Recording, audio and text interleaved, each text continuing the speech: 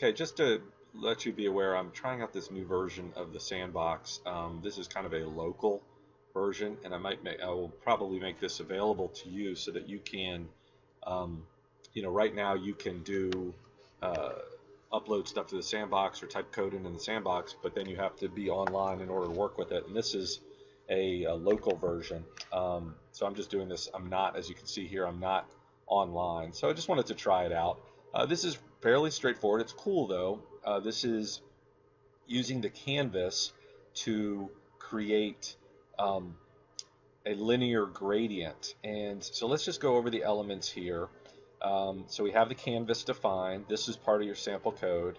We have the canvas defined, and um, then what we do is we're going to create a variable that's just going to distill this information, document element ID my canvas, and then we're going to create a context, which is getting the context. So these are the two things you're going to do before you start doing anything. You've already done this.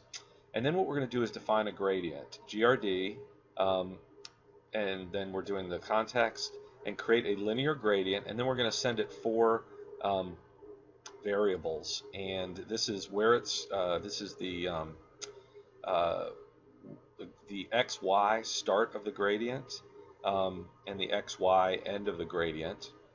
And then what we're going to do here is we are going to add color stops.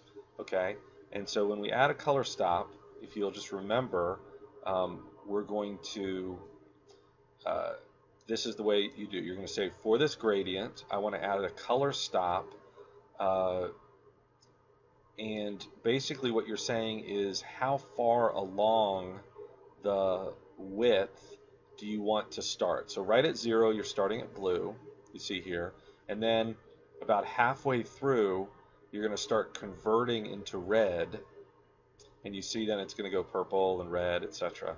And then you're going to finish off at green. So you can experiment with this, but like if I wanted to add one here, and let's say I wanted to add at 0.7, I want to add black.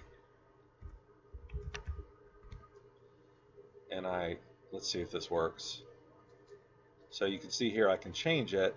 And then after you've created the gradient, then you fill, and in this case we're going to fill a rectangle with a 0x coordinate, 0y coordinate, 400 wide, 200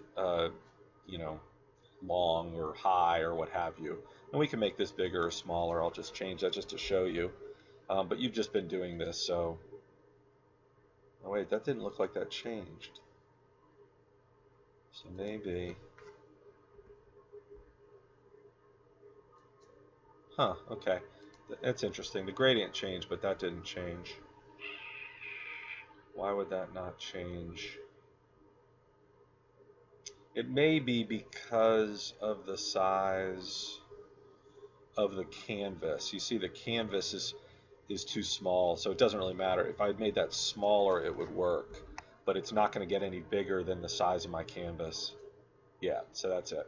All right, so all I really want you to do on this lesson is I want you to use the referencing the canvas, and then doing the context, which we've already been doing, and then just create a linear gradient.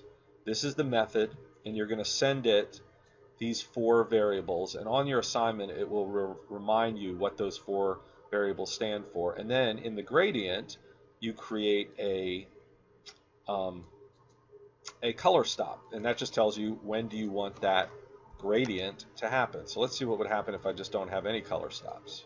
It's going to be all blue, right? And I can go in there and do as much as I want or as little as I want and have it work. All right, and then um, you take your context right now, which is of course the context of the canvas, and then you give it a fill style, like how are you going to fill it, and you're going to fill it with your gradient, and then you do it in a rectangle um, format, but you could do a different types of shape if you wanted to as well. All right, so that's how you do your gradient. Just experiment with it. All you're basically doing here is identifying your color stops, and that lets you have some creativity around how you want to do the gradient.